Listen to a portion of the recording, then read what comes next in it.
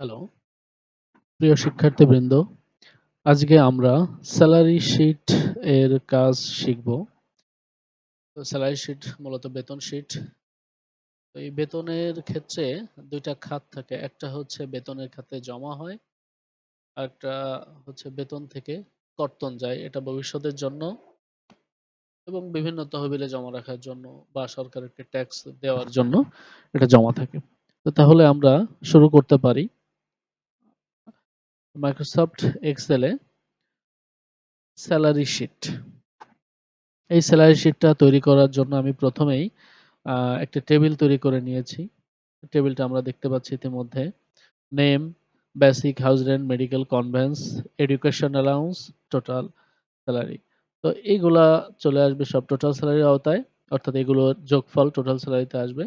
এরপর আসবে হচ্ছে প্রভিডেন্ট ফান্ড, কল্যাণ তহবিল, ট্যাক্স।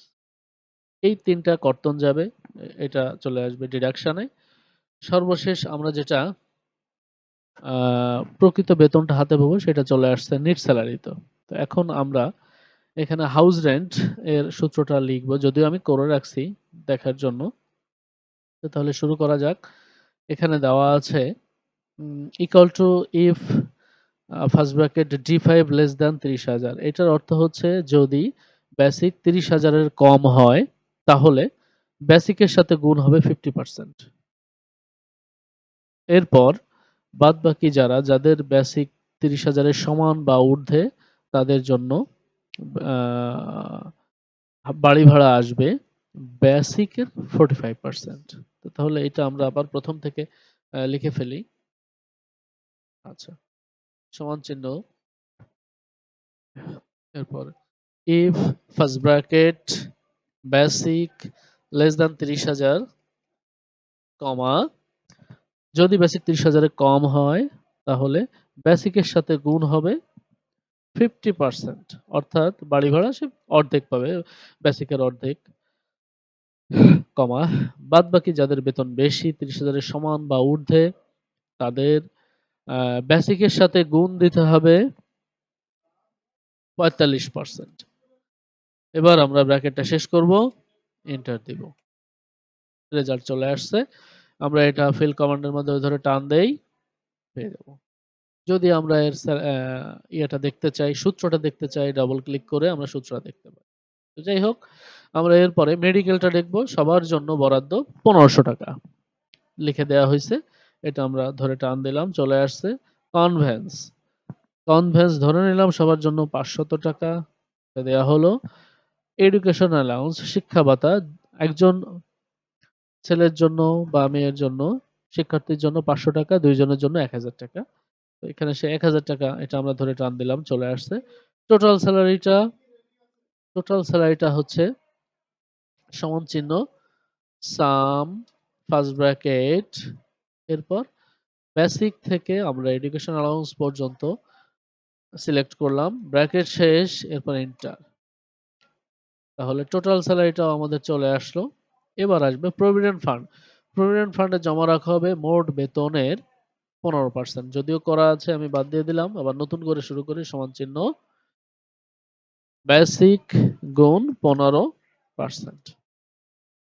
এন্টার দেওয়া হলো। কল্যাণ তহবিল, কল্যাণ তহবিলে জমা রাখা হবে, ধরে নেওয়া হলো ৩%, সমান চিহ্ন বেসিক গুণ 3%। এরপর আসবে ট্যাক্স।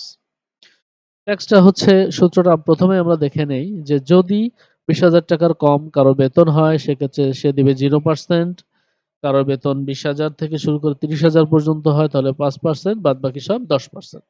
আমরা সূত্রটা লিখে ফেলি।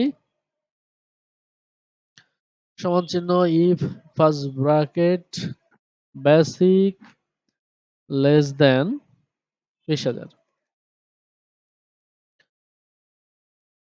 আচ্ছা, ২০,০০০ এর কম হলে তার ট্যাক্স দিতে হবে 0%। আমরা সরাসরি এখানে 0 ও লিখতে পারি, কমা আবারও if first bracket basic less than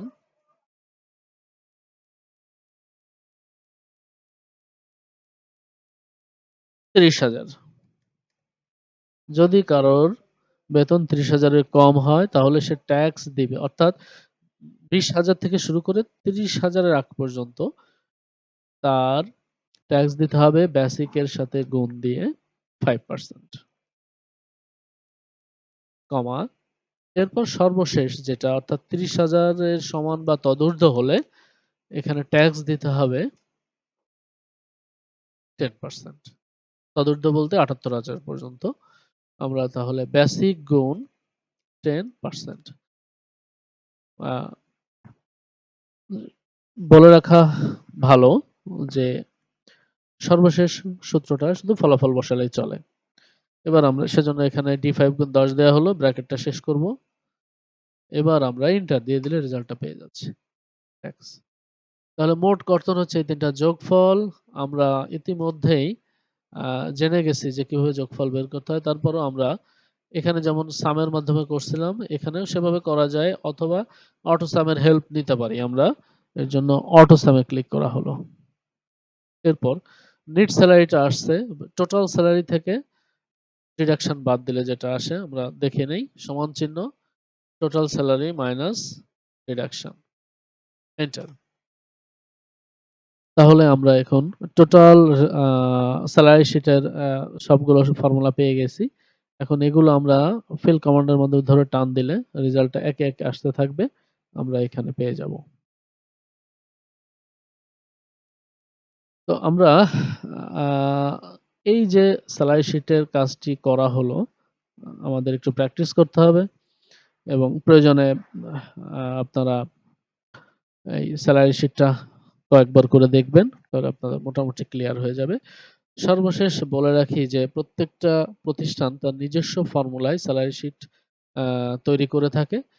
প্রতিষ্ঠান ভেদে এই সূত্রগুলো আলাদা হতে পারে। Thank you.